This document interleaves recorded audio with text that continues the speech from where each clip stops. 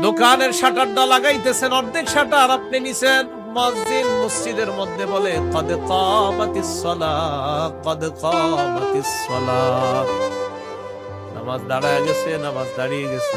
এই টাইমে কাস্টমার এসে কয় 10,000 টাকার সদায় লাগবে। টেনশনে পড়ে গেলেন, নামাজ 10,000, নামাজ 10,000, নামাজ 10,000, পুরাই টেনশনে আছে। আল্লাহ তাআলা বলেন সম্পদ যেন তোমাদেরকে আল্লাহর থেকে দূরে সরায় না দেয়।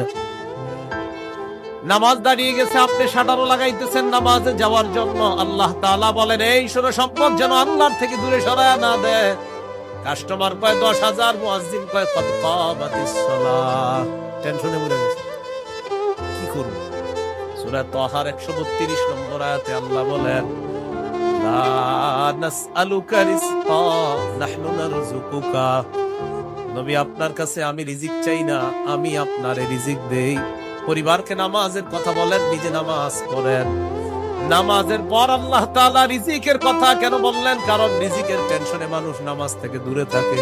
আল্লাহ বলেন বান্দা তুমি নামাজে যাও, আমি তোমার থেকে রিজিক চাই না, আমি আল্লাহ তোমাকে রিজিক দিয়ে দেই।